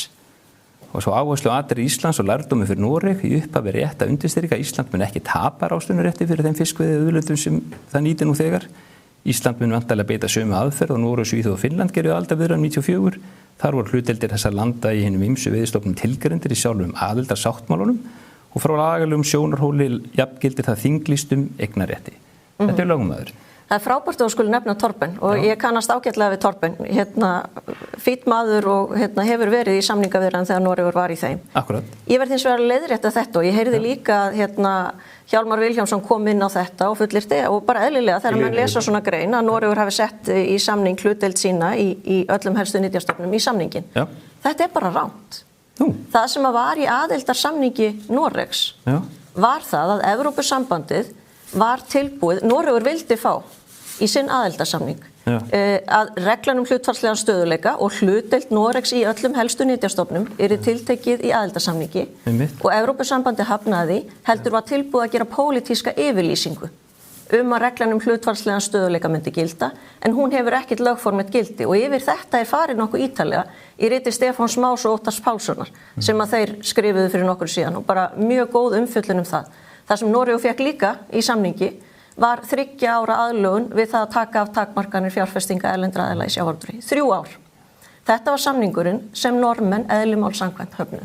Þannig að ég verð bara að leiðrétta Torben félaga minn með þetta að þetta er rangt. Því ég komið að framfæri hér, en mér langaði þá til að spyrja Jónas að því hjá eftir ummannafræðu, þú sagðist vera hrifin erlendri fjárfestingu. Ef að við myndum fá aðildarsamning á borðið sem að myndi kveða á sömu atrið og Norðmenn að þeir fengju mögulega 3 ára aðlögunarfrest en síðan yrði þeim takmörkunum aflétt sem að við búum við í dag, þú myndir styðja það? Sko, nú ég ætla ekki að segja já eða nei við slíkri spurningu. Fyrir mér sko það er rosalega stórt atriði hvort að menn séu fylgjandi. Þetta eru nú vorum við að takast á sjávarútvegsmálin er mjög mikilvægt. Þetta er stór kafli en heildarsamningur er náttúrulega heildarsamningur. Og þar þarf maður náttúrulega vega og meta alla kosti og alla galla. Auðvitað er við með ákveðna rauða línur sem ófrávíkjanlegar. Hverjar eru það? Já, til dæmis með það við sem við fullt yfirráð yfir okkar okkar stofnfiski sem með kringum Ísland, yfirráð yfir orkumálum og öðru slíku. Auðvitað þarf að vega og meta þetta allt í heildarsamhengi. Mín skoðun er svo að þegar Ísland í gegnum söguna hefur gert alþjóðlega samninga, þá hefur okkur tekist nokkuð vel til. Ég held að það séu allir sammála, meiri sé að fólki sem var á móti EES-samningnum er sammála því að það er nú mikið verið notað gegn Ólafi Ragnari hvernig hann talaði með EES og annað þetta atriði með erlenda eignarhaldið og til það nú fjallaði þetta og líka þessa hluti varðandi kvótahoppið sem að opnast fyrir. Mér finnst áhugavert að fyrir fólk sem er að velta fyrir sér samtökum eins og Já til að sjá og síðan áfram Ísland samtökunum hvort að þetta sé rauð lína í huga manna að það séu takmarkanir á erlendu eignarhaldi hér í sjávarútvegi eða ekki? Sko, mín aðkoma enn og aftur, nú er ég bara að tala fyrir sjálfan mig, ég er ekki í neinum hagsmunasamtökum eða stjórnmálaflokki eða nokkuð skapaðan hlut, þannig ég er bara að tala fyrir mína einhend. Það sem að dró mig enn og aftur tóltið að þessar umræðu voru náttúrulega það að nú er ég búin að búa erlendis mikið og mér hefur þótt sérstakt að við séum örþjóð með þessa mynt okkar. Mér finnst hún hafa kostað okkur og mikið og ég og 5 dætur, þær eru allar á mismunandi aldri, elsta 30 og yngsta 11 og þær eru að koma sér undir fótunum þessar elstu og sumar hafa keypt sér íbúð í Danmörku og aðrar hér og við höfum búin að vera að karpa mikið síðustu árin um vexti og verðbólgu og ég man nú alltaf eftir því ég var nú heima þá eftir hrunið þegar kom út var ekki skýrsla Seðlabanka það hvort 2012 rétt, hvaða möguleika við höfum í stöðunni og þá var náttúrulega að tala um það að besti kosturinn ef við ætlum að fórna krónunni var að ganga í myntsamband við Evrópu og ég er dálítið þar. Ég skal alveg viðurkenna það er svona dálítið mín aðkoma að þessu. Ég held að það sé betra fyrir okkur til langs tíma að vera í evru frekar en í krónu og bara til þess að klára það til þess að komast þangað, þá þurfum við náttúrulega að gera eitthvað heildarsamning. Og það margt sem að kemur þar inni og það margar rauða línur og það margt sem að við ófrávíkjanlegt og annað sem að er betra. Ísland í góðri stöðu til að semja núna. Ég myndi halda til með, við horfum í EES. EES frábær samningur, ég heldur sér vel saman það. Hann uppsegjanlegur með ársfyrirvara. Ef að segjum bara, því að menn alltaf með einhver svona tilgátur, gefum okkur þannig að við ætlum ekki að sækja en Noregur fær inn í Evrópusambandið. Þá var EES ekki langlífur, þú veist, Evrópa ekki verið að halda hérna EES-samning við Liechtenstein og Ísland eitt og sér. Þá erum við miklu verri samningsstöðu, ekki satt. Að fara þá að reyna að komast inn og semja þegar við erum núna erum við miklu betri stöðu. England ekki inni, Noregur ekki inni, þannig að mér finnst svo skrítið, akkur við ekki látum ekki á þetta reyna. Ég bara segja, akkur förum við ekki með sjálfstraust, með samningsmarkmið og sterka samningsnefnd, flott að fá bara fólk úr öllum geirum inn í þá samningsnefnd og fáum hérna endalega. Þetta allt góð sjónarmið, Jónas. Já, ok, þetta mín sjónarmið. Þú bauðst mér þáttinn til að heyra mín sjónarmið. Ég vil endilega fá þau fram. Ég vil þá líka fá reynt fram vegna þess að eins og ég skilði þá segir meginmarkmið að fá evruna og lægri vexti og auðvitað hvartamennundar háum vöxtum hér. Einhverjum myndu þá segja að það að gefa tilslaganir í sjávarútvegsmálum það er eitthvað sem að væri tilfórnandi í þeim efnum. Ég er ekki að segja það. Nei, þú ert einmitt ekki að segja það. Það sem þú segir að þú ert fylgjandi erlendri fjárfestingu. Þú nefndi það hér áðan. Spurningin eru þá þú talar kannski ekki verið hönd já til að sjá í því efni en mér finnst forvitnilegt að heyra hvort að þú sért fylgjandi því að við hreinlega með pósitífum hætti afnemum þessar takmarkanir á sjávarútvegi. Sko, nú ég ekki enn og aftur sérfræðingur þessu. Ég hef mitt almenna lífsviðhorf hefur alltaf verið það að ég hef talið frjáls verslun og viðskipti vera af hinu jákvæða og það á bara við alla tegundir. Í sjávarútvegi skilja alveg vel að það eru hérna á Íslandi, við erum byggð upp sem sjávarútvegsþjóð, þetta einu okkar mikilvægastu stóðum og við þurfum að passa og varðveita eins og við höfum gert mjög vel. Ég held að bara hvernig fiskvinnsla á Íslandi hefur þróast í einhverjum árinu bara með alveg frábærum hætti. Auðvitað hefur þetta breyst mikið, menna það ekki langt síðan að unnu 15-20.000 manns í fiskvinnslu og það ekki í dag kannski 4-5.000 manns. Já, 8. Já, allavega, það allavega minnkað, já. Og tækninu fleitt fram og sem bara gott líka, menna, við erum alltaf að finna bara leiði til þess að gera hluturins hagkvæma og vel sem venjulegur Íslendingur sem ekki með hagsmuni sína beint inn í sjávarútveginum, þá náttúrulega vill hann bara sjá sem mesta rentu af þessari grein eins og öllum öðrum greinum. Hann vill hver og einn vill það bara passa upp á það að þessi auðlindir, hvort sem að það í útflutningi og orku í gegnum álverinni eða í gegnum fiskvinnsluna eitthvað annað, í gegnum ferðaðina, að þetta sé allt gert með þeim hætti að það myndi einhvern auð, eitthvað sem að leggst þá inn í þjóðarbúið sem að deilist út á alla. Þannig við viljum bara gera það sem með bestum hætti. Ég ekki að segja og ég ætla ekki að láta þið kvóta það eftir mér að já við höfum bara opnað fyrir, þú veist, ég vil auðvitað skoða þetta, ég myndi hlusta á fólk eins og Heiðrún til þess að leiðbeina mér í því með hvað hætti þetta gert og hvort að 25% sé nóg eða 30, 50, 49, hvernig sem þetta gert, skilur. Ég veit það ekki, en erlend fjárfesting, þú veist, og Íslendingar að fjárfesta erlendis, þetta bara hluti af frjálsri markaðsbúskap. En aftur, þú nefndi líka áðan varðandi útdeilingu deilisstofnana, þú ert ekkert vissum að það sé verra að ákvörðunarvaldum það liggi í Brussel frekar heldur en hér, þannig að þú ert ekki einn af þeim sem setja rautt strik og segja við verðum að vera fyrir utan sjávarútvegsstefnuna sameiginlegu. Nei, sjávarútvegsstefnan eins og ég skil hana og það má líka kannski alveg leiðrétta við þar. Það náttúrulega, þú veist, við erum dálítið sérstök með það að það mikið okkar fiski bara hér. Ef þú fer í Miðjarðarhafsríkin til dæmis að þá þetta allt einn deilistofn og þetta eru mörg ríki sem að þarna koma að. Auðvitað þarf að vera einhver sameiginleg sjávarútvegsstefna því ef hvert og eitt ríki myndi bara úthluta sína kvóta þá myndi þetta náttúrulega allt fara í vitleysu, ekki satt. Þannig að þetta bara mjög skiljalegt að þarna sé menn að passa upp á heildarkvótan og passa útdeilingin og úthlutunin sé gerð skynsamlega. þetta ekkert eitthvað, þú veist, þarna ekki menn eitthvað að taka einhver völdið og auðlindi frá einhverjum öðrum. Ég bara skilja þetta ekki svoleiðis, sko. En ákvarðanavaldið tekið af þjóða? Endalegt ákvarðanavald, já, en þú veist, eða stangast á og svo eru náttúrulega alltaf endanum með náttúrulega ráðherraráðið og þingið og svo ef ágreiningur þá eru náttúrulega fyrir þetta fyrir dómstóla. Jónas nefnir sérlausnir ýmiss konar sem varða til dæmis efnahagsleg tengsl, kröfur nánast þjóðerni hvar menn eru búsettir, skipstjórar og annað. Getur samtökin sem þú ferð fyrir ekki komið inn í samningaviðræður við Evrópusambandið eftir 29. ágúst og með kröfugerðir af þessu tagi og þannig girt fyrir helstu vankantana sem þið sjáið á heildarstefnunni? Ef að það á að virka meginreglan það að það sé frjálst flæði fjármagns, þá getur ekki takmarka fjárfestingar í sjávarútvegi eða öðrum atvinnugreinum.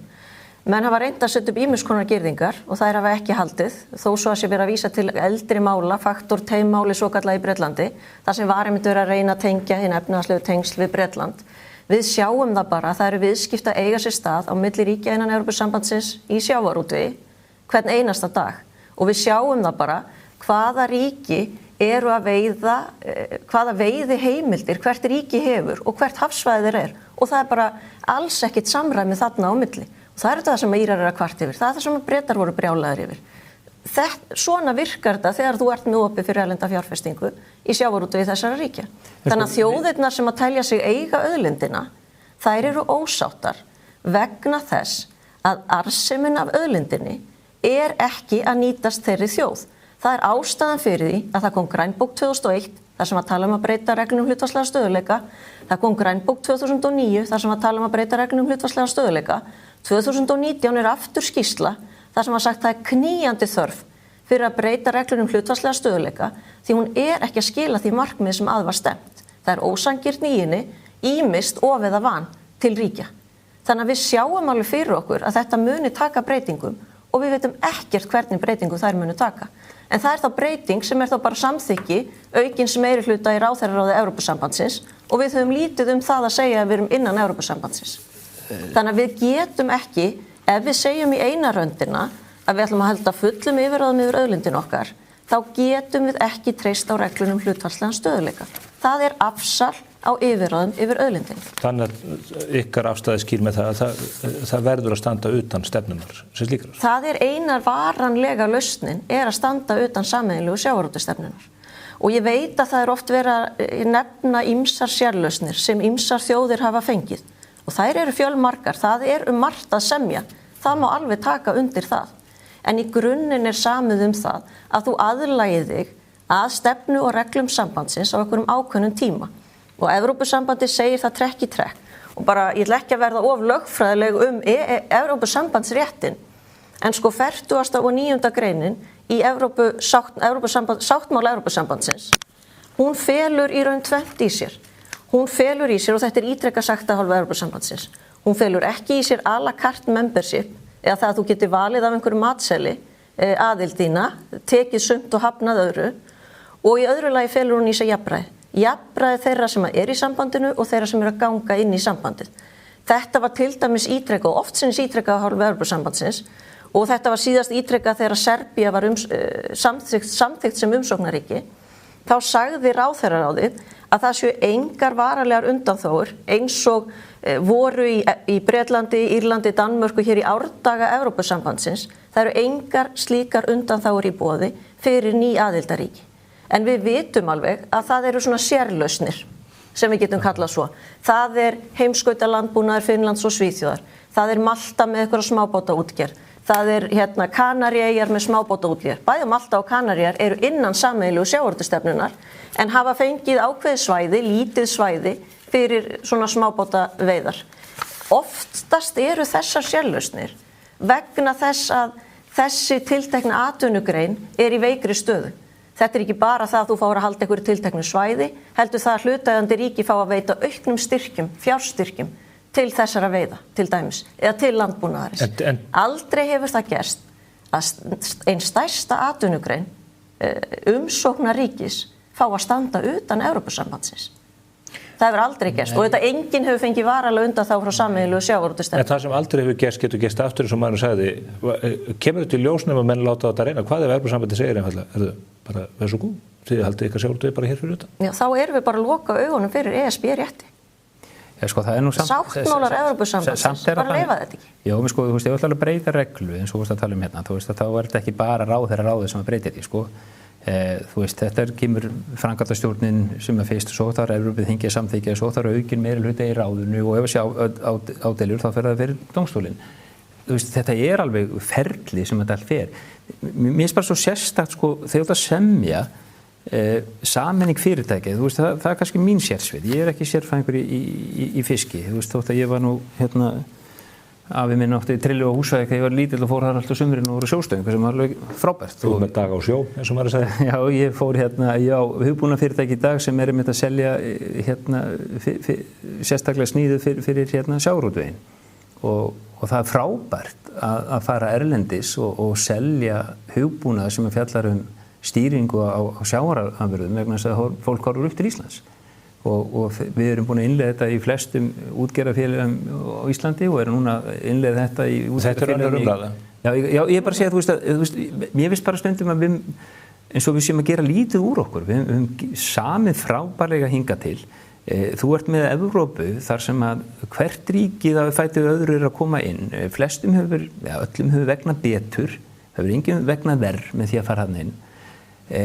Af hverju ætti þetta að vera allt svona miklu verra fyrir okkur, þú veist, þetta skil ég ekki. Ég skil ekki af hverju krónan á að vera svona betra fyrir okkur þegar hún ekki fyrir nokkurn annan mann og ég skil ekki af hverju að minn gamli flokkur, Sjálfstæðisflokkurinn, er bara svona harður andsnúr því að við förum bara og ræðum þessi mál og fáum einhverja niðurstöðu. Það sem við erum að reyna að leiða fram í samtalinu á vettvangi Morgunblaðsins er hvað er mögulegt og hvað ekki. Já. Og eitt af því sem við erum að reyna að fá botn í hvort að menn séu reiðubúnir til þess að gefa eftir þessa kröfu hinn fullu yfirráð og að Ísland standi þá utan sameiginlegu sjávarútvegsstefnunnar. Ég nefndi það hér í inngangi að þættinum að það liggur fyrir að hver og ein þessara 27 þjóða sem á aðild að Evrópusambandinu nú þegar hefur neitunarvald þessi atriði þegar að því kemur að semja við Ísland. Hollenska þingið hefur nú þegar kveðið mjög afdráttarlaust, eða meira afdráttarlaust en maður sér oftast í þingum, 146 atkvæði 150, það að við munum ekki fá þessa sérlaust. En hollendingar, sko, þetta er enn og aftur, sko, við getum byrjað alltaf á þessari umræðu sem mér þykir líka alltaf vond, þú veist, að því enn og aftur. Ég myndi gjarnan vilja taka alla þessa umræðu þegar við værum komin miklu lengra í samningaviðræðum. Auðvitað getum við cherry pickað og það er það sem er að gerast alltaf mikið í dag. Maður er alltaf að finna eitthvað, þú veist, hérna er eitt dæmi, hérna er vont dæmi, hérna er annað dæmi. Að því ég horfði nú þáttur hérna sem ást með Ásdísi og Degi að þú varst að ræða til dæmis Finnland og sagðir bara að þeir bara gerðu í brók og hlupu bara beint í fangi og NATO. Mér finnst þetta til dæmis ekki góð orðræða. Við innrás Rússa í Úkraínu fór allt á taugum í Finnlandi. Það var það sem var bent á. Sko, ég á og rek fyrirtæki í Finnlandi. Finnar voru í Evrópusambandinu á þeim tíma. Voru í Evrópusambandinu og fóru réttilega, heimurinn breyttist og þeir horfðu á það hvað er okkar hagsmunni best borgið og ákveðu það að fara inn í NATO. Mér finnst þetta ekki sko rétt lýsinga eins og þetta ef maður gert þetta einhvern veginn sko hérna með einhverjum, þú veist, gerði brókina eins og þú orðar það sko. Þetta var bara sjálfstæð ákvörðun. Þeir fóru í algjör óðagoti inn í NATO. Af hverju séu óðagoti? Að þið gerðu það? Ég get bara sýnt þér hérna ferlið gagnvart NATO og í Mons og í Brussel. Þetta er allt önnur umræða. Það sem ég er að reyna að átta mig á og ég held að almenningur eigi rétt á að vita er munu menn farin í þessa samningaviðræður. Þú segir það eru rauðstrik, það eru strik sem menn fara ekki yfir. En við fáum ekki svör það. Hvar eru þessi strik? Ég er náttúrulega ekki að tala fyrir hönd stjórnvalda. Nei, ég er að spyrja þig bara sem einstakling sem hefur bara gert ekki umræðu. Sem einstaklingur sem er að horfa á þetta eins og ég segi, ég hefði alltaf viljað klára aðildarviðræðurnar. Þess vegna er ég, þú veist, nú verð ég að fá að klára svaraði, þú veist, þess vegna er ég að segja já til að sjá. Mér langar að fá að við klárum þetta vegna sem við fengum ekki leyfi til þess að klára þetta hérna síðast. Og síðan þá eru búin að vera endalausar getgátur hvernig þetta mun lítið út. Ég vil freka fá staðreyndir, þetta er bara mitt lífsviðhorf. Fenguð ekki leyfi til að klára Já, þú veist, við kláruðum ekki. Stjórnvöldin gáfu stuð. Akkurat, við sem þjóð fengum ekki endanlegan samning fyrir framar okkur til þess að taka ákvörðu það hvort við vildum ganga inn eða ekki. Mér finnst það bara komið tíma á það. Það svona kannski bara mitt prinsip í þessu, sko. Mér langar bara að við förum alla leið, ef þetta þannig að það eru bara ákveðin rauðstrik sem ekki hægt að semja og það eru ákveðna þjóðir sem að vilja ekki hleypa okkur lengra að, þannig að samningurinn vondur, þá mun ég kjósa nei. Já, en ég spyr Heiðrúnu, hver eru rauðstrik? Já. Og við erum að spyrja stjórnvöldin og þá sem að líka vilja fara hver er rauðstrikin í ykkar huga? Já. Og ég fæ ekki svar við því. Nei, veistu, Stefán, það mjög erfitt þegar þú ert að gera heildarsamning, þú ert að sameina enn og aftur. Þetta bara grundvallar atvinnugu þjóðuna. Við erum ekki að tala klórnotkun í sundlögum eitthvað slíkt, við erum bara að tala atvinnuveg sem að skila 100 milljarðar í hagkerfið. Já, akkurat. Og þess vegna það náttúrulega svo mikilvægt að þessum hagsmunum verður gætt. Þú veist að það verður ennþá umráð okkar yfir sérstaklega þessum stofntegundu. Það náttúrulega 50 ára saga núna sem bara Íslendingar sem hafa veitt fiskinn hérna við Íslandsstrendur. Það engin skýrskotun í það að það sé að fara einhverju aðrir að koma að veiða hérna. Það engin sem að deilir það, en það snýst ekki bara það að fá úthlutað kvótanum. Þetta snýst allt kerfið og fiskveiðistjórnina og hverjir geta síðan keypt sig inn í sjávarútveg og þá jafnvel komið inn með verksmiðjuskip sem að veiða hér allan þorskinn og flytja hann úr landi án þess að hann sé unninn á Íslandi. Þetta það sem við erum bara að segja, þetta áhætta. Og það bara mikilvægt að fólk sé meðvitað. En mig langar núna aðeins líka að tala þetta. Sko, þú hlýtur að skilja það hafandi rekið fyrirtæki. Að fyrirsjáanleiki mikilvægur og ákjósanlegur. Akkurat. Þannig að þegar við höfum gert núna í umsögn okkar eins og til þingsins, þá óskuðum við eftir því að stjórnvöld myndu þá segja okkur eða þingið sem að veita ríkisstjórninni þetta umboð. Hver eru samningsmarkmiðin og hvar eru rauðu línurnar? Af hverju viljum við það? Jú, vegna þess að ef að það væri búið að setja niður skýrlega, við ætlum að halda fullum yfirráðum yfir auðlindunum og það felst í þessu hérna, A, B og C, þá myndi atvinnugreinin geta bara haldið áfram sinni starfsemi næstu 2, 3, 4, 5, 6, 7, ég veit ekki hvað þetta ferli eða viðræðurnar munu taka langan tíma og við hefðum vissu fyrir því að sjávarútvegur eftir aðild eða eftir viðræður yrði óbreyttur. Já, þarna akkurat. En við vitum það ekki. Nei, við vitum ekki hvort að hann muni taka algjörum stakkaskiptum. Þess vegna skulum við á meðan viðræðum stendur eða eftir viðræður. Þess vegna viljum við vita. Það eru samningsmarkmiðin og hver er rauða línan? Já, til að sjá. Við viljum sjá samningsmarkmiðin, þannig við vitum út af hvað það gengur. Þetta gengur alltaf þetta. Þá erum við sammála að þið viljið sjá það fyrirfram, áður en að þið veitið umboð 2009. Akkurat, ég hef spurt af þessu, hverjir eru nákvæmlega okkar samningsmarkmið og hverjir verði í samningsnefnd. Mér hefur verið tjáð að það eru náttúrulega í þingsályktinu varðandi þessar kosningar var náttúrulega stikla á stóru með samningsmarkmiði, svo sem ég sagt að vil ekki gefa það allt saman upp að því það vandi ekki alveg sammála því, en mér skilst allavega að þetta mun verða birt af stjórnvöldum fyrir kosningar og mér hefur líka verið tjá að það jafnvel að fara að kynna til hvernig þessi samningsnefnd verður. Þetta tvennt sem ég hef beðið mér þetta mjög gott, til dæmis fyrir kosningar, mjög gott, en enga síður mun það ekki breyta mína afstöðu til þess að mér langar að fá heildar samningin til þess að ég geti vegið og metið kost og galla. Það eru ákveðnar rauðlínur sem ég hef, ég tala bara fyrir hönd minn en eins annars. Þannig mér finnst þetta mjög mikilvægt. Mér finnst mjög mikilvægt að þetta kom allt saman skýrt fram. En nú eru liðnar vikur og mánuður og við höfum ekki ennþá fengið þetta fram og ítrekkað óskað eftir þessu og það er áhyggjuefni. Bara út af þessu ferli sem er framundan. Verður sjávarútvegur eins og hann er í dag áfram? Ég held nú samt sem að ég var nú að hlusta á þetta viðtal við Kristrún Frostadóttir núna sem var birt fyrir 2-3 dögum. Á mánudaginn. Og mér gat nú ekki annað síðan, hún var nú svona með nokkrar skýra línur í þessu en það er gott að þetta komi bara alveg fram en mér finnst það allavega að hún upplýsa þar dálítið að það var alveg klárar rauða línur í sjávarútveginu. Það er gott að hún upplýsi Bretann það en ekki eigin þjóð. Eitt sem að ef við færum talið frá Evrópusambandinu fyrirgefið, frá sjávarútveginum þá það þessi spurningum samningin sem að deilt um hvort að eigi að leiða fram eða ekki, eða orku í og hversu mikil orka fari í það og annað. Hvað það sem að já til að sjá hreyfingin telur að komi fram í þeim samningi? Því að þegar við skoðum til dæmis að þetta samningi við Króata og aðra, að þá ekki verið að taka á þeim 500 síðum á stórum atriðum sem að menn hafa gert að miklu umtalsefni, til dæmis þróun verðlags í landinu eða þróun vaxta. Þetta eru hlutir sem að Evrópusambandi hefur ekki hendi sér eða getur, leyfum mér að segja, tvíka til eftir behag þegar að menn ganga til liðs við það.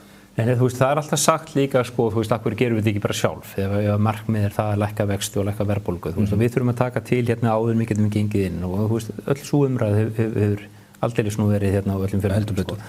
Og það alveg ljóst að hver stóri munurinn í því að við sem að sækja versus það við ætlum að gera þetta sjálf og það jú að þá kemur náttúrulega Evrópski seðlabankinn inn í myndina líka með sinni aðstoð og sinni hlutdeild í því. Við höfum séð öll aðildarríki sem hafa sótt að leið og þau eru komin inn í þennan samningsferli þá hefur þetta vaxtalækkunarferli byrjað. Sko, ég kem að utan þegar ég heim, mér finnst að þetta sé einn af mörgum möguleikum sem okkur býðst og mér langar bara að skoða þennan möguleika til enda. Það eru til aðri möguleikar, það hefur eins og ég ekki hrifin af því að fara eitthvað að tengja okkur pekka okkur við Kanadadollar eða dollar eitthvað svona, ég ekki þar, en sumir telja það sem skilja. En heldur að við munum, það spurningin vegna þess að fólk segir, ég vil bara sjá samningin og í þeirri umræðu umræðan mjög ríkulega tengd vaxtakjörum og öll líku. Akkurat. Það verður ekkert í samningum það, það ekki? Nei, það samt sko, það að við verum að ganga í Evrópusambandið, ef við segjum já við því og hefjum aðildar viðræður, þá erum við náttúrulega hverju munur EES og ESB, það aðalega tollasambandið og myntsambandið, ekki satt. Þannig að ef við erum að leiðin inn í myntsambandið, þá hefst ákveðið ferli. Það ferli hefur sýnt sig hinga til og ég gef mér bara það að Ísland sé ekkert öðru sín öllum lönd að þá hefur það leitt til vaxtalækkunar ferli. Þannig að þú ert að segja að vextir muni taka lækka á Íslandi í kjölfarið þess að Íslendingar segja já í ágúst? Ekki í ágúst, ég ætla ekki fullur það. Ef við segjum já í ágúst, þá muni hefjast hvort sem að það eftir hálft ári eða eitt? Reynslan hefur sýnt það. Reynslan hefur sýnt það. En að ég veit að þú ert mjög snjall spyrjandi og ef þú fær mig til þess að segja eitthvað sem þú getur ágað mig á setna þá hér að passa mig að gera það ekki en þú veist, ég get ekki lofað einu og þarna komum við aftur kannski bara að frum spurningunum. Mér finnst allt of mikið báðu megin, klárlega nei megin og já megin að menn sé með allt stóra fullyrðingar. En þá ætla ég að fá að spyrja aftur. Þú ert sammála mér í því að þegar Íslendingar munu fá samningin í hendur, hinn eiginlega samning, þá munu menn ekki geta flett upp á kafla 4.2 og átta sig á því hvernig verðlag muni þróast í Íslandi. Auðvitað ekki. Það er ekki hluti af... Nei, sjálfsögðu ekki. Nei, sjálfsögðu. Hvað viljið þið sjá eða hvað myndir þú vilja sjá í svona samningi ef að þjóðin fer gegn því sem að þú í grunni vilt 29. ágúst? Hvað heldur að þú munir sjá í svona samningi? Mér þætti ekkit ólíklegt að þetta yrði svipað eins og með Noreg og það yrðu einhverjar óljósar yfirlýsingar að við myndum fá hlutdeild í samræmi við reglur hlutfallslegan stöðuleika, að við fengjum einhvern aðlögunar tíma því að taka í burtu takmarkanir á fjárfestingu í sjávarútvegi bara á sambærilegum nótum og önnur ríki hafa fengið. Út af það ganga aðildarviðræður, það verður að tryggja jafnræði þeirra sem eru að koma inn í Evrópusambandið. Þannig að mér finnst við verða að koma umræðina aðeins á þann stað hvað er raunhæft vegna þess að það er bara mjög tímafrekt og kostnaðarsamt að ætla að fara í aðildarviðræðurnar. Þannig að við verðum líka að vera raunsæ hvað er gerlegt. Og síðan auðvitað myndi maður vilja sjá og nú er Jónas svo sem búin að upplýsa það, kannski fáum við að sjá það. Hver samningsmarkmiðin verða og hvað rauða línan mun liggja, hvað sjávarútveg snertir. Nú ef að það er þannig að það er algjörlega greift í stein að Íslendingar ætli sér að halda fullum yfirráðum yfir auðlindum sínum hverju nafni sem þær nefnast og ætli sér að halda takmörkunum hvað sjávarútveg snertir og fjárfestingum þar. Nú þá bara halda menn áfram með viðræður og lífið gengur sinn vanagang. En þið telja að það sé mjög kostnaðarsamt að fara af stað þessi vegferð? Því að það er eitt af því sem að sagt er af hreyfingunni játtur að sjá að það kosti ekki neitt að hafi miklu meiri afleiðingar í raun. Sko ef maður les bara... Það er ekki sagt það, Stefán. Það er nú ekki rétt þér. Sko ef maður les Evrópufræðin aðildarviðræður, þá er ekkert til sem heitir flýtimeðferð. Það var nú svo sem byrjaði að flagga flýtimeðferð þegar að Úkraína sækir aðild. Og það er nú svo sannarlega land sem á undir högg að sækja, hvað lýðræði og frelsi varðar. Þannig að maður hélt kannski að það myndi ganga tiltölulega fljótt fyrir sig en með einhverju kannski já, að miklum aðlögunar tíma þar sem að ríki þyrfti langa tíma til að aðlaga sig að regluverki Evrópusambandsins. En EES-samningurinn gerir það kannski að verkum að við erum sneggri til að því að við erum að hluta til í stóru leyti í mjög nánu samstarfi við Evrópusambandinu þegar. Já, það getur gert það, en ég meina þetta tók sinn tíma síðast og þetta ferli hvað öll ríki varðar sem hafa gengið inn í Evrópusambandið tekur kannski í styrsta lagi 5 ár, 6 ár. En sko í hlutana samhengi þá 5-6 ár náttúrulega bara ekki neitt sko. Þú veist að það er þar sem ég líka dálítið stattur í dag sko. Þú veist við Íslendingar erum rosalega góð í að bregðast við erum að redda hlutum, við erum alveg snillingar í því þegar eitthvað gerist að bjarga því. Það er svona í okkar DNA. Hins vegar hefur mér alltaf oft þótt að við séum ekki eins góð í langtíma strategíu. Það er svona ekki alveg okkar. Þannig að núna erum við alltaf að tala sko langtíma strategíu og þá fellum við alltaf í það, hvað mun þetta kosta akkurat í dag? Já, hvað mun við fá út úr þessu? Hver verður með þetta sköpunin í kjölfarið?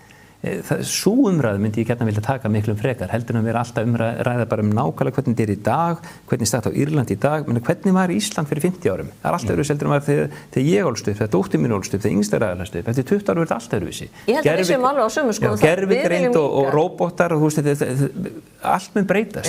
Ísland hefur breyst, ég var að horfa á þetta núna, það eru hvað 70.000 útlendingar sem búa á Íslandi í dag, það eru 50.000 Íslendingar sem búa erlendis. Heimurinn er allur á hreyfingu og breytingum. Við þurfum aðeins að stoppa núna og segja bara, hvað er okkur best langtíma litið? Og þetta er einn möguleikin. Ég er ekki að segja og ég er ekki að reyna að fullyrða það að við eigum að ganga í Evrópusambandið. Ég er ekki að segja það. Ég er bara að segja það, mér langar að fullreyna þetta, sjá þetta hvað það gengur og meta síðan kostina hvort að þetta sé nú betra fyrir Ísland langtíma litið eða ekki. Ég held að þarna séum við Jónas sammála að við verðum að hugsa þetta til langstíma og það er líka það sem ég hef aðeins, maður hefur ágjör af í umræðinni, að ég er sammálaður, við erum svolítið quick fix fólk en Íslendingar, að það er bara svona, ef við bara komumst inn í það að við fáum úthluttakvótanum sem við eigum í dag, þá nægir það okkur, bara, þá er þetta bara, það er einhver sigur fyrir okkur, en það er afsal á yfirráðum yfir auðlind og þá erum við að taka kynslóðum framtíðar, þannig að þetta verður að vera greift í stein. Þetta verður að vera algjörlega kýrskýrt hvað við erum að fara fram á. Rétt í lokin, Jónas, að því ég veit að þú hefur búið að starfað í Bandaríkjunum og Evrópu. Hefur engar áhyggjur af því hvernig hlutirnir er að þróast í Evrópu, til dæmis í gervigreinda kapphlaupinu en líka út frá hlutum sem eins og Guðmundur Fertram og meira að segja Björn Sóeka hefur rætt út frá heilbrigðismálum.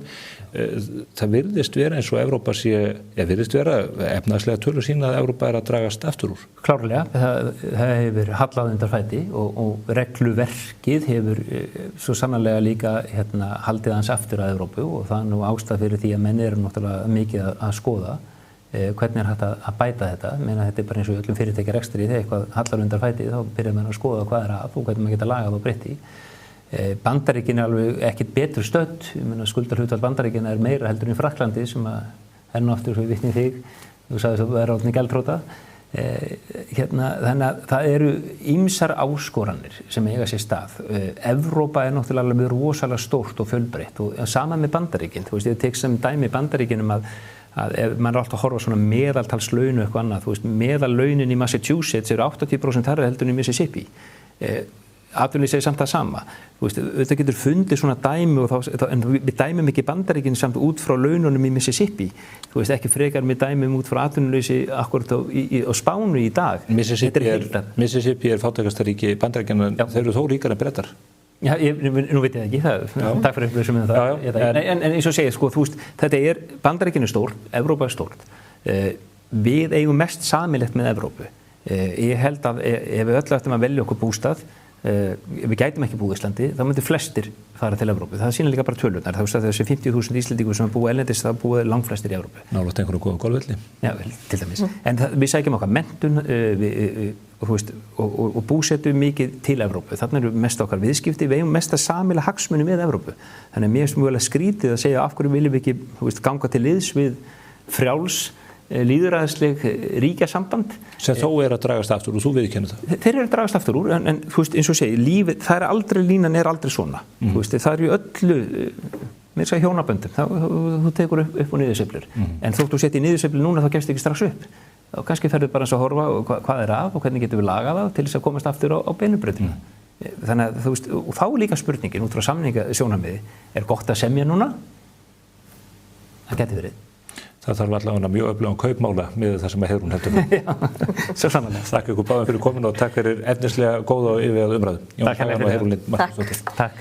Við erum komin á endapunkt í þessum ágæta þætti okkar þennan föstudaginn. Nú verslunarmannahelgin framundan, þjóðhátíð í Vestmannaeyjum og reyndar bæjarhátíðir út land allt. Við óskum ykkur góðra ferðar, þið ágætu landur okkar sem að verða á farasvæti, þið sem ætla að halda ykkur heima, njótið sömuleiðis þessar góðu helgar og vonandi blíðviðris land allt. Sjáumst heil.